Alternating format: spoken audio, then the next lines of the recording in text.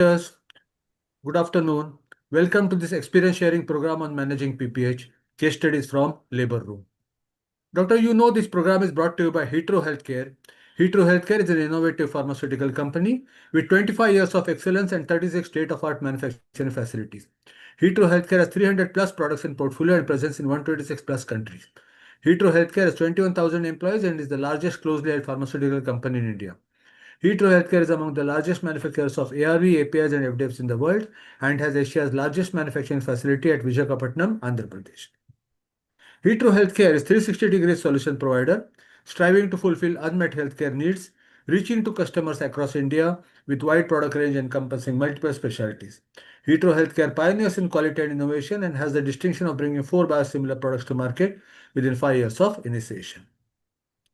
During COVID-19 pandemic era, Hetero Healthcare, the pioneers in antiviral, offered oseltamivir, favipiravir, and remdesivir to the patient, because of which, in August 2020, Hetero Healthcare received an award for COVID drugs, Award of Pharma Excellence for COVID drugs. Today's webinar, experience sharing program on managing PPH, we have got honorable speaker Dr. Pallavi Bhatwal with us. Welcome, madam.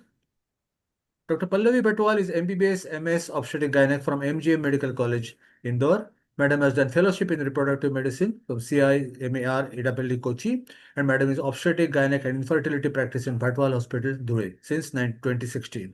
Welcome, madam, and over to you. Thank you so much, Prashant sir. And it's nice to be associated with Hetero Healthcare.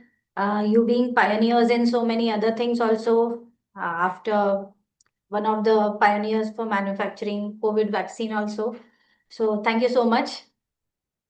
And it's a great pleasure to give some of my experience on the topic of postpartum hemorrhage. So for postpartum hemorrhage, first we'll see what is postpartum hemorrhage. Let's just start from the basics. What is postpartum hemorrhage, the degrees of postpartum hemorrhage, the severity, and what are the management options. So PPH is mostly defined as loss of at least 500 ml of blood following a vaginal delivery or 1 liter of blood following a cesarean section.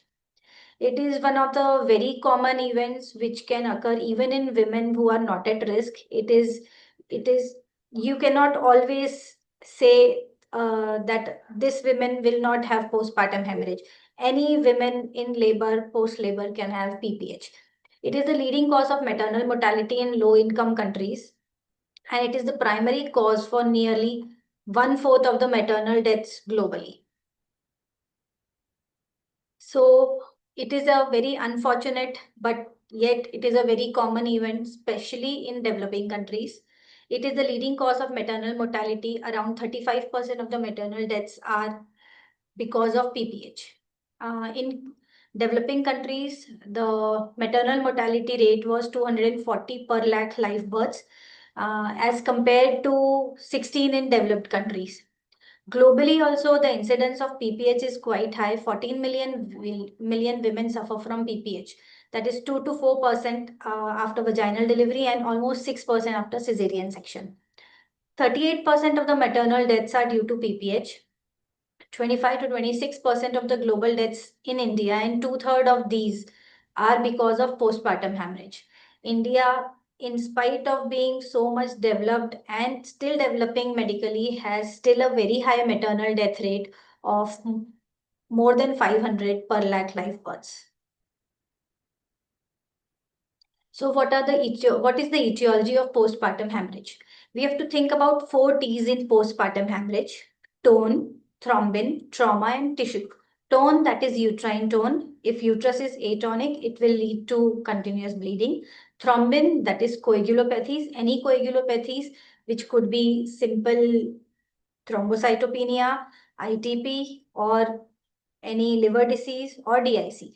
Trauma, any uterine trauma like uterine rupture, cervical injury, or bleeding from episiotomy. And retention, tissue, that is retention of postpartum retention of placenta, or even some small placental blits or blood clots. So these are the 4 T's we'll rule out. What will be the clinical findings in a case of postpartum hemorrhage? According to the clinical findings, the Degree of shock in PPH is divided into four in a compensated phase: mild PPH, moderate PPH, and severe PPH. What are the things we'll see? We'll examine for abdominal tenderness, circulatory collapse, increasing abdominal girth, uterine contractions, any tachycardia, and vaginal bleeding. In a compensated state of PPH, the blood loss is between 500 to 1000 ml. There is usually no change in blood pressure and no change in mild tachycardia only. And usually symptoms are only palpitation, dizziness, and tachycardia. In mild degree of shock, the blood loss is between 1000 to 1500 ml. There is a slight fall in blood pressure. There will be weakness, sweating, and tachycardia.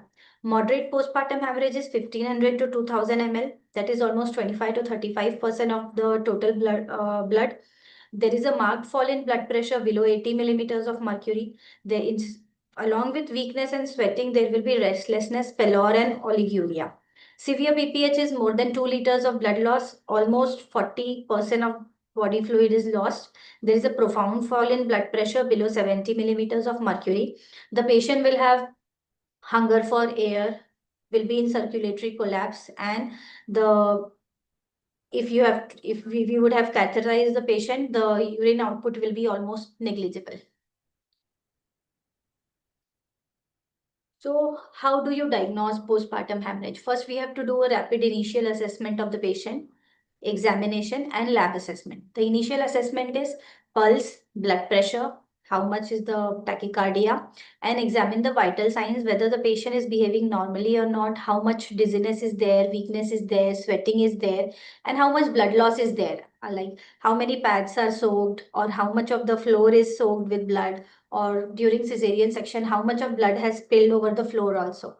Then examination. Examination, we have to see in a case of vaginal delivery, see for any genital laceration, any hematoma in the pelvis, sign of uterine rupture, deep episiotomy, manual cervical tear. Then see for any retained placental tissues. Uh, if you have an ultrasound in hand, it is always better to do a bedside ultrasound to see there is no intrauterine collection, blood clot, or placental bits, and evaluation of the uterus to check for inversion also. Inversion is also one of the very rare causes of PPH, but still it happens and it is difficult to diagnose. Then in the laboratory assessment, send the BT, CT, prothrombin time, CBC. If you are suspecting any DIC, then D-dimer, fibrinogen, and all those things. Coagulation studies. Seeing all these things, we will see what are the things we have to do. If you see poor uterine tone, the clinical finding in a case of poor uterine tone will be the uterine fundus will be much above the umbilicus. The uterus will be relaxed and boggy instead of firm. And the investigations are the same. Full blood count, coagulation profile, serum electrolytes, and an ultrasound. If there is any tear or trauma, that is what we have to examine from the clinical findings and examination. Any signs of uterine rupture, any sign of vaginal laceration, deep episiotomy, cervical tear, or during cesarean section, any extension of the uterine angles. So these are the things we'll see and manage it accordingly. In case of retained tissue, usually can be palpated and examined. Otherwise, for a case of vaginal delivery, do an examination, ultrasound examination, and we'll be able to see if there is any retained placenta or placental bits. During cesarean section, for the retained tissue, just gentle palpation of the uterine cavity and cleaning of the uterine cavity will do. Coagulopathy, even after ruling all these things, if even if still bleeding is continued, then we have to suspect coagulopathy, do all the coagulation profile, D-dimer, get a full blood count, everything, and manage accordingly on like a case of DIC. Now we will be more focused about poor uterine tone. So if we find that PPH is due to poor uterine tone, what is the management we would do? There are uterotonic agents, and there is the other is physical uterine balloon tamponade. In the uterotonic agents, we have got three things: oxytocin, prostaglandins, and ergot alkaloids. These are the three things we have been using traditionally. Oxytocin, and carbetocin. Prostaglandins is carboprost, and ergot alkaloids is methyl ergometrin. And now we have to see what are the things in which category we are going to use all these uterotonic agents.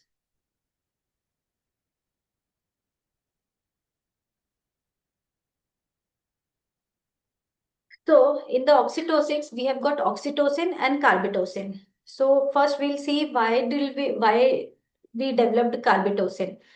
Oxytocin has to be kept in refrigerator. Carbetocin is stable at room temperature. Oxytocin, the T half is small, less, and carbetocin has a little higher T half, so we may not need a repeat dose. And oxytocin needs a strict cold chain transport and storing capability. And since carbetocin is now stable at room temperature and easily transported, so the potency is more reliable.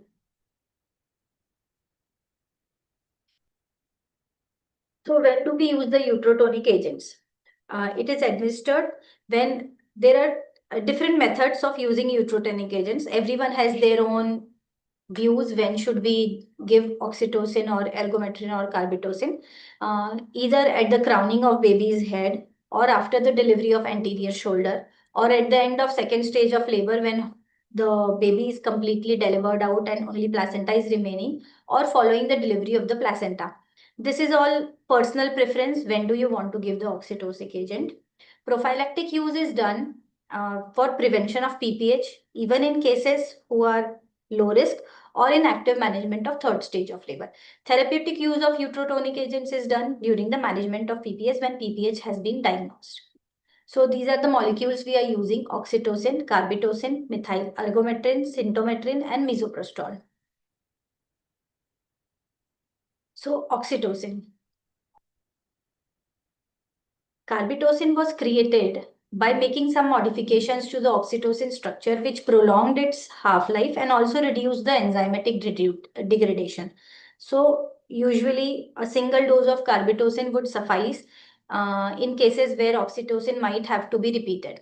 So it is a synthetic long-acting analog of oxytocin. It is used for prevention of postpartum hemorrhage due to uterine atony. It comes in a vial of 100 micrograms in 1 ml solution for injection. So let's see about the clinical evidence, efficacy and safety. Oxytocin is Oxytocin is secreted from the pituitary. It is a natural hormone, but it has a less half-life. Carbetocin is heat stable, does not need cold chain, and it has more half-life. Oxytocin can be given intravenously. The peak action occurs after 30 minutes, and it can be given intramuscular also. It takes 3 to 7 minutes to have its onset of action. Carbetocin can be given IV to produce sustained uterine contractions. Within 2 minutes, it will have its peak, and it lasts for about 6 minutes, followed by physiological uterine contractions. It can be given intramuscular also. It gives sustained contractions for 11 minutes and then sustained rhythmic contractions for another 2 hours. Half-life of carbetocin is much more as compared to oxytocin. Oxytocin around 1 to 6 minutes and carbetocin 40 minutes. Storage and transport, we have seen oxytocin needs cold chain. Carbetocin does not need cold chain. So oxytocin can be used for induction and augmentation of labor, while carbetocin cannot be used, but carbetocin can be used for prevention and treatment of PPH.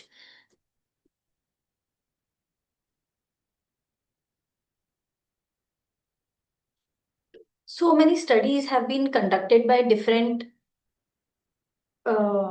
institutions and in clinical trials, which show that carbetocin is not in any way inferior to oxytocin for prevention of postpartum hemorrhage.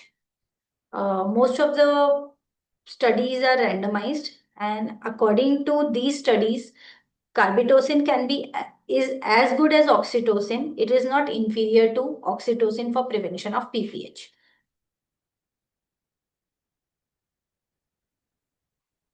According to the WHO Champion Trial 2, carbetocin and oxytocin had a efficacy of same 14% to prevent blood loss of more than 500 ml. Uh, Blood loss more than 1000 ml, they had a similar efficacy, and safety profile was also found to be the same. So conclusion was carbetocin is not inferior to oxytocin for prevention of PPH.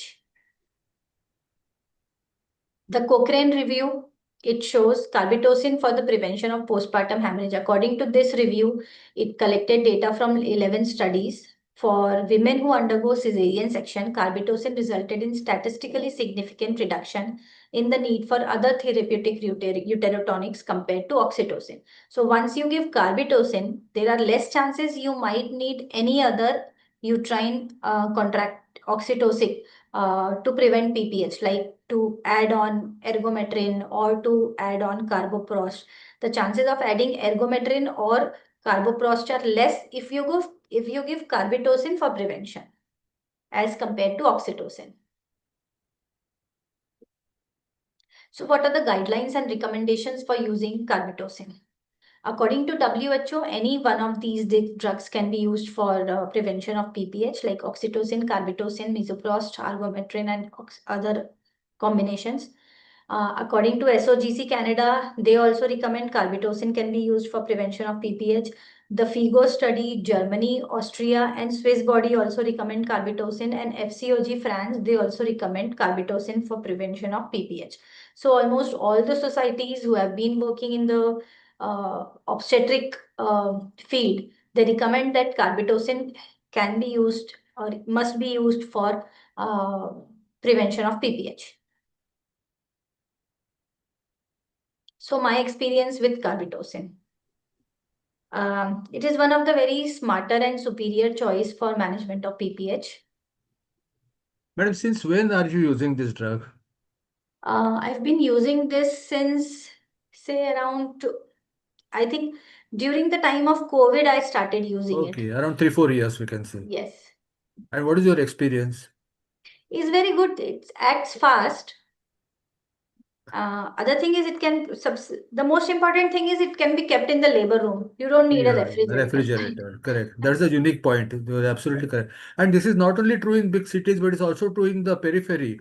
We know Yes, how primary health care centers are. They don't have a yes, help and they don't have a refrigerator. I mean, yes, electricity outage. yes. And secondly, madam, if we say that carbetocin should be used as a first drug for prevention of PPH in every patient, every mother, Hmm. what would you say? Can be used for all the patients. It Yes, is not very costly as compared to exactly. Yes, oxytocin. yes. Only with few contraindications where carbetocin cannot be used, Like, like high blood pressure, okay. eclampsia. Uh-huh. Yeah, we should avoid those conditions. Yes, but otherwise it will give benefit in terms of a long duration of effect. In Yes. terms, I mean, No the need to duration of repeat effect any is other oxytocic. exactly. And anemia is a major problem in our country. I mean, you must have seen the hemoglobin of 5 to 6 itself is a luxury in many patients, Yes. and then in little blood loss can further aggravate the situation. Yes. Yes. Now coming to the panel questions. Yes.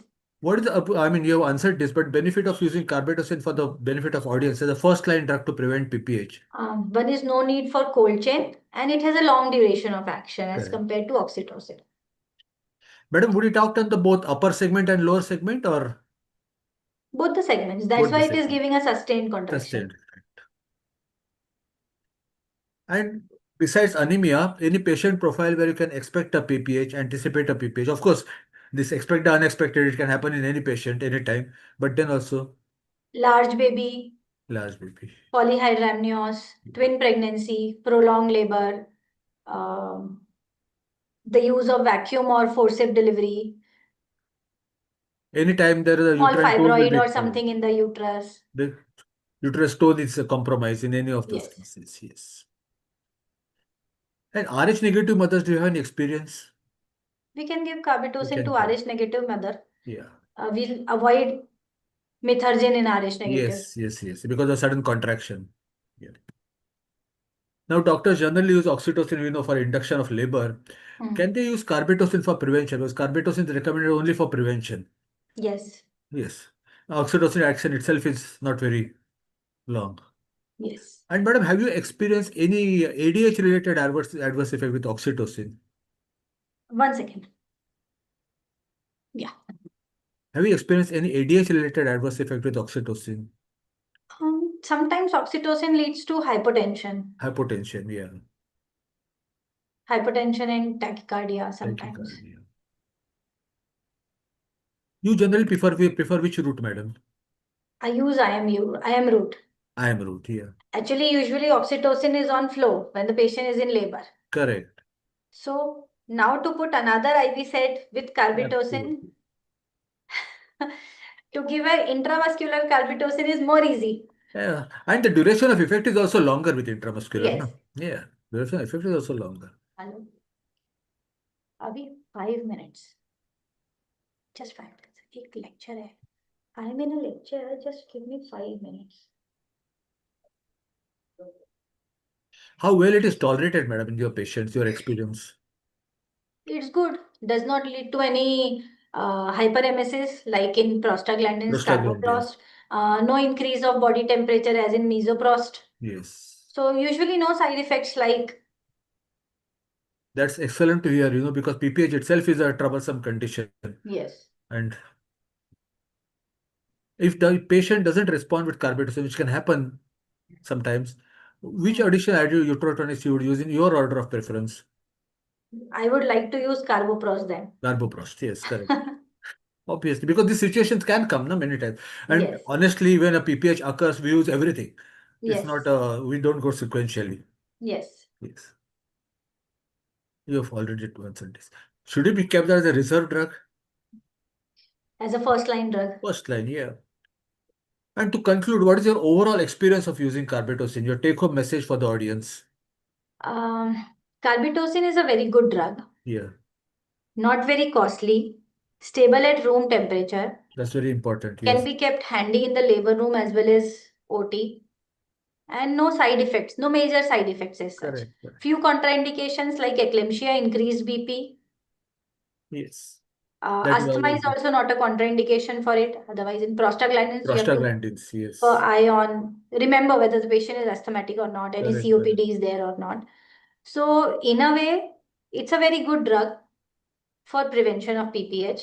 If not controlled, we can anyway go to I mean, yeah, that's other a different options. story. Yeah, that's a different story. But it should be available.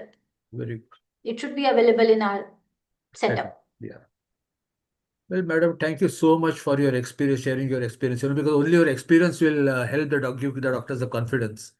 Thank you Yes. so much. Thank you so much. Thank you. Thanks, all the doctors who took time from the schedule and attended this webinar. Thank you, marketing, sales, and sales team of Hitro for coordination. Thank you, IT team of Hitro for your IT support. Thank you so much. Madam, you can log off and wish you a very pleasant after Thank you evening. so much. Thank you Thank so you much. so much. You can log off, madam. Giridhar, you can stop recording.